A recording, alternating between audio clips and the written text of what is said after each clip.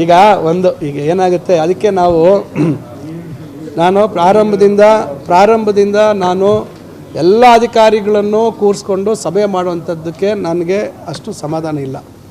ಇವತ್ತು ನಾನು ಆ್ಯಕ್ಚುಲಿ ಈಗ ಕೆಲವು ಇಲಾಖೆಗಳು ಹೇಳಬೇಕಾಗಿತ್ತು, ಅದು ಕಮ್ಯುನಿಕೇಷನ್ ಗ್ಯಾಪ್ ಆಯಿತು. ಅದಕ್ಕೆ ಯಾರ್ಯಾರ್ದು ನಾವು ಸ್ವಲ್ಪ ರಿವ್ಯೂ ಮಾಡಿದ್ವಿ, ಅವ್ರನ್ನೆಲ್ಲ ಕಳಿಸ್ಬಿಟ್ಟು ನೀವು ಮನೆಗೆ ಹೋಗೋದಲ್ಲ, ನೀವು ಕಚೇರಿಲಿ ಹೋಗಿ ಕೂತ್ಕೊಂಡು ಸಾರ್ವಜನಿಕರು ಕೆಲಸ ಮಾಡಿ ಅಂತ ಹೇಳ್ತಾಯಿದ್ವಿ.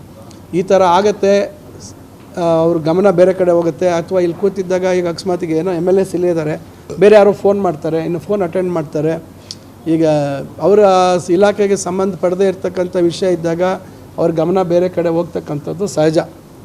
ಇದೇನಂದರೆ ಇದು ಅಡಿಕ್ಷನ್, ಇದು ಈ ವಾಟ್ಸಪ್ಪು, ಈಗ ಫೇಸ್ಬುಕ್ಕು, ಈ ಟ್ವಿಟರು ಇವೆಲ್ಲ ಇದಾವಲ್ಲ, ಇದು ಒಂದು ರೀತಿ ಅಡಿಕ್ಷನ್. ಅದು ಬೇರೆ ಈ ಸೌಂಡ್ ಬರ್ತದೆ, ಯಾವ್ದಾರ ಮೆಸೇಜ್ ಆಗಿತ್ತು ಕಿಕ್ ಅಂತದೆ, ಅದು ಎಲ್ಲಿದ್ರೆ ಗಮನ ಅದೇನು ಯಾರು ಕಳಿಸಿದ್ರು ಏನೋ ಅಂತ ನೋಡೋಕೆ ಹೋಗ್ತದೆ. ಇಲ್ಲ ಫೋನ್ ಬಂದು ಮತ್ತೊಂದು ಯಾರಾದರೂ ಫೋನ್ ಮಾಡೋದು, ಅಕಸ್ಮಾತ್ ಈಗ ಇಲ್ಲಿರ್ತಾರೆ, ಎಲ್ಲ ಎಮರ್ಜೆನ್ಸಿ ಆಯಿತು, ಆಕ್ಸಿಡೆಂಟ್ ಆಯಿತು, ಇನ್ನೊಂದು ಆಯಿತು, ಈ ಥರ ಏನಾದರೂ ವಿಷಯಗಳು ಬರುವಂಥದ್ದು ಸಂಬಂಧಪಟ್ಟ ಇಲಾಖೆಯವ್ರಿಗೆ ಸಹಜವಾಗಿರ್ತದೆ.